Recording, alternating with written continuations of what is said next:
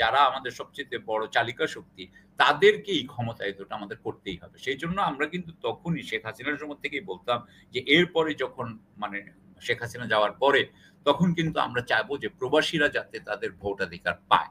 এবং এখনো পর্যন্ত এটা একটা পোস্টাল ব্যালটের মতো ব্যবস্থা করা আছে, কিন্তু এখনো আমরা জানি না এটা কতটুকু আপনার কার্যকরী হবে। এই প্রবাসীরা যেহেতু বিদেশে এমন দেশগুলোতে থাকে যেখানে কিন্তু ব্যবস্থাটা সিস্টেমটা কিন্তু কাজ করতেছে, সুতরাং তাদের মধ্যে কিন্তু এক ধরনের হায়ার এক্সপেকটেশন আছে তাদের মধ্যে কিন্তু, এবং এই হায়ার এক্সপেকটেশনটা থাকাটা আমাদের জন্য অত্যন্ত জরুরি বলে আমি মনে করি। গোপালগঞ্জ হচ্ছে কি তাদের একটা তীর্থস্থান, এর আগে ৩২ নম্বরে যা হয়েছে হয়েছে, সেটাও তাদের একটা তীর্থস্থান।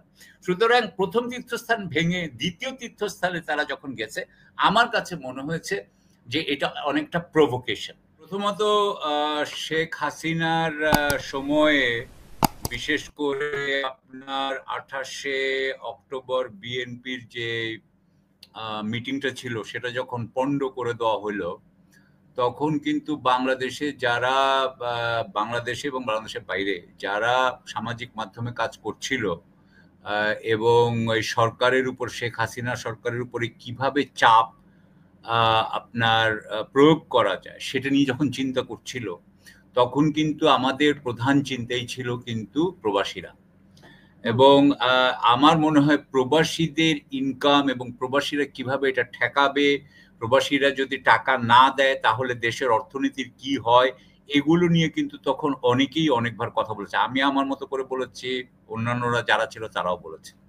এবং এটার যেটা ফল হয়েছে সেটা হচ্ছে যে এইটা কিন্তু প্রবাসীরা বুঝতে পারে, এবং তারা আগে থেকেই হয়তো বুঝতো, আমি বলছি না যে আমাদের কথাতেই সে বুঝছে, সে নিজেই জানে যে আসলে তাদের যে শক্তিটা ছিল, যে তারা যদি টাকা না পাঠায় তাহলে শেখ হাসিনার কিন্তু বিদেশে আপনার এই দেশ চালানোই সমস্যা।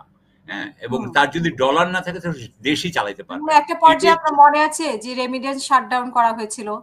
হ্যাঁ, রেমিটেন্স শাটডাউন করা হয়েছিল, এবং রেমিটেন্স শাটডাউন অনেক আগে থেকেই করা হয়েছিল। রেমিটেন্স শাটডাউন কিন্তু সেই আমার মনে হয় ২০২৪ থেকেই রেমিটেন্স শাটডাউন হয়ে যায়, এবং যখন আপনার হয় যখন জুলাই মাসে, তো এটা একদম একটা, তখন আর আমাদের কিছু বলতে হয় না, নিজেরাই তারা করেছে। দ্বিতীয় কথা হচ্ছে গিয়ে যে তখন কিন্তু আমাদের কিছুই করার ছিল না, শেখ হাসিনার বিরুদ্ধে কিন্তু কিছুই করা যেত না বাংলাদেশে। আপনি তো জানেন যে জুলাই আগস্টের আগে তো তার বিরুদ্ধে কোনো যুদ্ধই হয়নি। সুতরাং যে যুদ্ধটা তখন হচ্ছিল, তখন কিন্তু এটা হচ্ছিলই আপনার প্রবাসীদের কারণে। সুতরাং এই যে শেখ হাসিনার যাওয়ার পিছনে প্রবাসীদের ভূমিকা আমি মনে করি মানে অত্যন্ত অত্যন্ত গুরুত্বপূর্ণ ছিল। এখন কথা আসে যে প্রবাসী, আমাদের প্রবাসীরা কারা আসলে? প্রবাসীদেরকে প্রথমবার আমরা ফেল করেছি, তাদেরকে আমরা প্রথমবার আমরা ফেল করি, এটা কিন্তু আমাদের ফেলিওর। তারাই কিন্তু প্রবাসীরা বিদেশে গেছে কেন? প্রথমবার তাদেরকে ফেল করানো হয় যখন আমরা তাদেরকে কিন্তু অতি নিম্নমানের শিক্ষা দেই, অথবা শিক্ষাই দেওয়া হয় না, উচ্চমানের কোনো শিক্ষাই তারা পায় না। সুতরাং তারা কিন্তু মোটামুটি ভাবে স্বল্প শিক্ষিত, অর্ধ শিক্ষিত হয়ে উঠে, যার ফলে তাদের পক্ষে কিন্তু একটা ভালো চাকরি পাওয়া কঠিন হয়ে যায়। দ্বিতীয় আমরা যেটা করি সেটা হচ্ছে যে আমাদের দেশে তো আপনি জানেন যে আমাদের সরকারি যে অবস্থা, তার ফলে যে দুর্নীতি হয়, তার ফলে কিন্তু আমাদের দুটো জিনিসের কিন্তু আমাদের উপরে এটার ইফেক্টটা, এটার প্রভাবটা কিন্তু মানে সরাসরি দুইটা জিনিসের উপর পড়ে। একটা হচ্ছে কি যে বাংলাদেশে কর্মসংস্থান কিন্তু তৈরি হয় না। বাংলাদেশে কিন্তু প্রতি বছর বোধহয় ২৫ লাখের মতো, ২২ থেকে ২৫ লাখ ছেলে মেয়ে ঢুকে আপনার মার্কেটে কর্মজীবনে, কিন্তু সেখানে আমার মনে হয় ২ লক্ষ বা ২.৫ লক্ষ ৩ লক্ষ থেকে চাকরি আমরা কর্মসংস্থান আমরা তৈরি করতে পারি না। তাহলে কর্মসংস্থানে আমরা একবার যখন পারি না তখন তারা বেকার থাকে, এটা হলো এক। এবং দ্বিতীয় যেই জিনিসটা হয়, আপনি জানেন যে বাংলাদেশে আরেকটা সমস্যা হয় যে বাংলাদেশের সরকারের আপনার যেহেতু সার্ভিস কম, সেবা আমরা পাই না, সেজন্য বাংলাদেশে কিন্তু তাদের সরকারের কিন্তু আয়ও খুব কম হয়, কর আয় কিন্তু অপেক্ষাকৃত কম আমাদের দেশে। সুতরাং এই এফেক্টটা যেটা হয় যে অপেক্ষাকৃত যেহেতু কম, তার ফলে বাংলাদেশের মানুষকেও কিন্তু সরকার তেমনভাবে সাহায্য করতে পারে না, তাকে কোনো ধরনের ভাতা দেওয়া সম্ভব হয় না, কোনো কিছুই দেওয়া তেমন সম্ভব হয় না, এগুলো খালি মানে কিছু কিছু হয় যেটা হচ্ছে প্রতীকী। তাহলে এই অবস্থায় আমাদের এই প্রবাসী ভাই বোনেরা, বিশেষ করে ভাইয়েরা এবং বোনেরাও আজকাল তারা কি করছে, এই দেশ থেকে চলে যাচ্ছে এবং অন্যান্য জায়গায় যে রীতিমতো মানবেতর কাজ কারবার করেন। দ্বারা হুম, আসলে বাংলাদেশের যে আপা যেটা বললেন যে বাংলাদেশের মেইন যে ইনকামটা ডলারের যে ইনকাম সেটা কিন্তু হয় হচ্ছে কি এই প্রবাসীদের মাধ্যমে এবং সেটা আপনার প্রায় 30 বিলিয়ন থেকে 40 বিলিয়ন ডলারের মতো। সুতরাং আমি বলব যে প্রবাসীরা যদি আমাদের এখানে টাকা না পাঠায় তাহলে কিন্তু আমাদের কারেন্ট অ্যাকাউন্ট যেটা চলতি অ্যাকাউন্ট যেটার মধ্যে বোঝা যায় ডলার আসা যাওয়া এইটুকুই। ডলার আসা যাওয়ার মধ্যে আমাদের যদি প্রবাসী না থাকতো তাহলে আজকে একটা ডলারের দাম ৫০০ টাকার উপরে হইতো বা হুম, আমি বলব ৮০০ টাকা হয়ে যেত। কারণ আমাদের কিন্তু এমনিতে গার্মেন্টস থেকে কিন্তু খুবই কম আমাদের আপনার লাভ আসে। হ্যাঁ? কারণ যে টাকাটা আসে কিন্তু আবার টাকাটা চলেও যায়। কারণ আমাদের জিনিসপত্র কিনতে হয়। হুম, কাপড়-চোপড়, বোতাম-টোতাম সব কিনে এখন অবশ্য একটু কমেছে কিন্তু তারপরেও হুম, আমাদেরকে কিনতে হয়।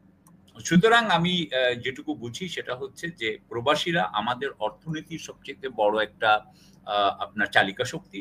দ্বিতীয় কথা হচ্ছে যে আমাদের সবচাইতে বড় যোদ্ধা।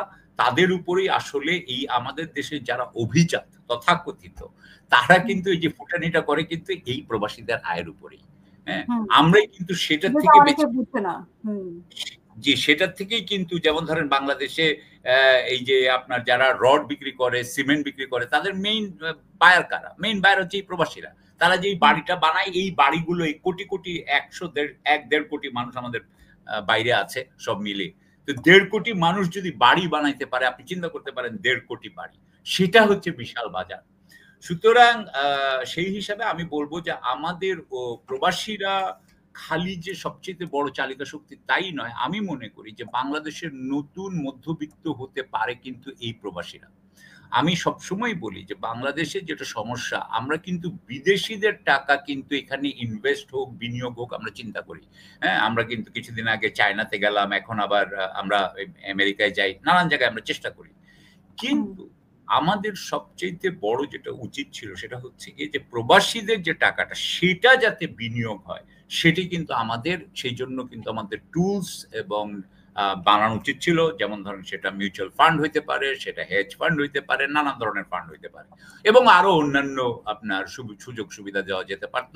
এই যে এতগুলো আমরা আপনার ইয়ে করছি, কি বলে আপনার শিল্প এলাকা করছি, সেই কোন শিল্প এলাকায় কিন্তু ওয়েজ আর্নারদের জন্য আমি যতদূর জানি যে একেবারে ওদের জন্য ১০০ ভাগ রিজার্ভ করা এমন কোন জায়গা নাই।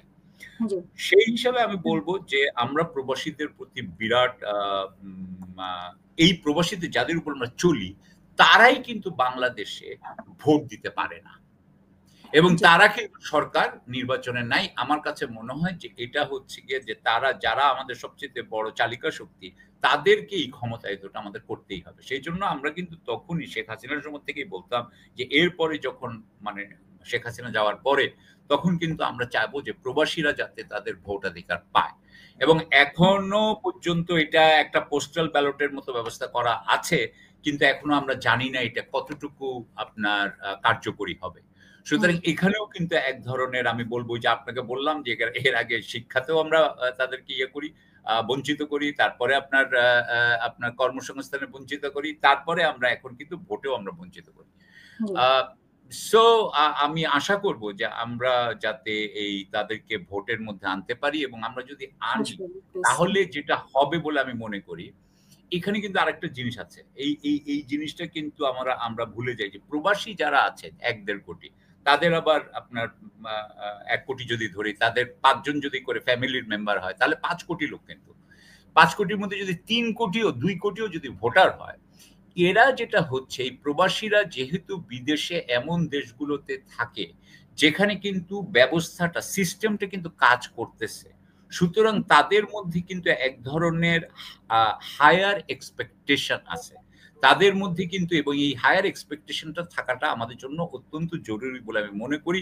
আমি মনে করি যে প্রবাসীদেরকে ভোট দেওয়া হলে তারা বাংলাদেশে একটা অন্য ধরনের আ ভালো আমি মনে করি একটা ভূমিকা রাখতে পারবে।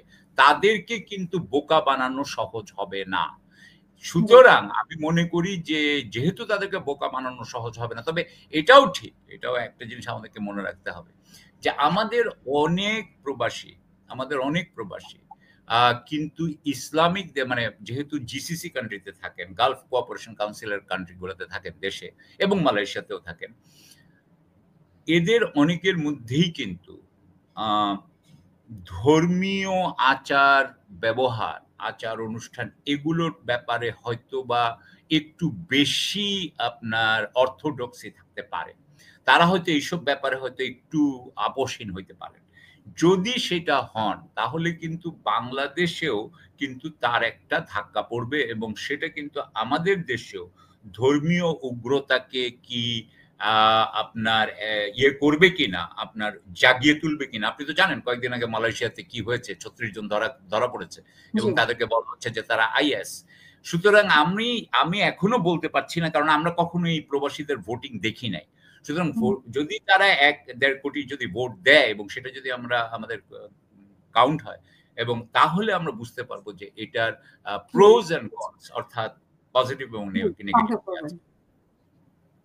আচ্ছা, আর কিছু বলার আছে? গোপালগঞ্জ নিয়ে কিছু বলবো নাকি আপনি পরে বলবেন? আরেকটা বিষয়, গোপালগঞ্জ নিয়ে যদি এক লাইনে বলেন।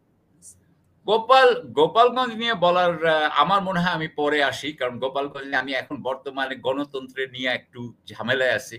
কারণ আমি কিছু জিনিস পড়ালেখা করে আমি তো সাধারণভাবে আমার তো একাডেমিক ট্রেনিং খুব খারাপ। সো আমি যেই জিনিসগুলো দেখি সেটা হচ্ছে যে এই যেটা হইলো আপনার গোপালগঞ্জে সেটা হইতোই কারণ হচ্ছে যে দলাদলি হচ্ছে গণতন্ত্রের একটা পার্ট এবং আজকের থেকে ২৪০০ বছর আগে গণতন্ত্রের বিরোধিতা করেছিলেন কিন্তু প্লেটো।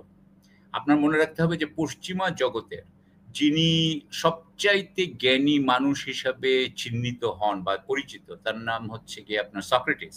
সক্রেটিসকে কিন্তু মারা হয়েছিল কিন্তু একটা জাতীয় সংসদের ভোটের মাধ্যমে।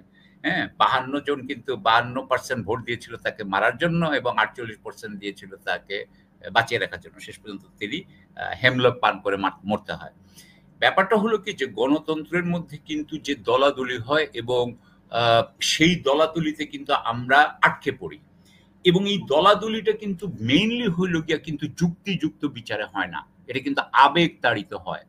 সুতরাং আমাদের এনসিপি যখন ইয়েতে যাচ্ছিল, যখন আপনার গোপালগঞ্জে যাচ্ছিল, তাদের বোঝা উচিত ছিল যে ওনারা যেমন এনসিপি যেমন আবেগতাড়িত হয়, এনসিপির সমর্থকরা যেমন আবেগতাড়িত হয়, তেমনি আওয়ামী লীগের যারা সমর্থক তারাও আবেগতাড়িত হবে।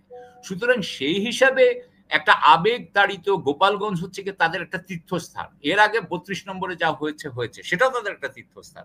সুতরাং প্রথম তীর্থস্থান ভেঙে দ্বিতীয় তীর্থস্থানে তারা যখন গেছে, আমার কাছে মনে হয়েছে যে এটা অনেকটা প্রভোকেশন।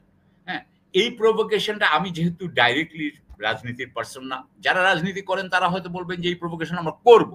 হয়তো অনেকে বলবেন যে না, আমি কেন ওখানে যেতে পারবো না, আমি যেতে পারবো, আমি এই ধরনের যুক্তি শুনেছি। কিন্তু আমি যেহেতু না, আমার কাছে মনে হয়েছে যে ৬৪টা জেলা আছে বাংলাদেশে, তার মধ্যে ৬৩ জেলাটাতে আগে যেতে পারতো এবং আমার মনে হয় যে এই যে ৪ জনের মৃত্যু হইল, ৫ জনের অ্যাকচুয়ালি আমি শুনলাম আজকে আরেকজন মারা গেছে, রিক্সাওয়ালা। আমরা তো কারোর জীবনকেই ছোট করে দেখতে চাই না এবং আমরা শেখ হাসিনা নির্বিচারে নির্দ্বিধায় মানুষকে গুলি করে মেরে ফেলতে পারতো। আমরা তো সেই বাংলাদেশ চাই না।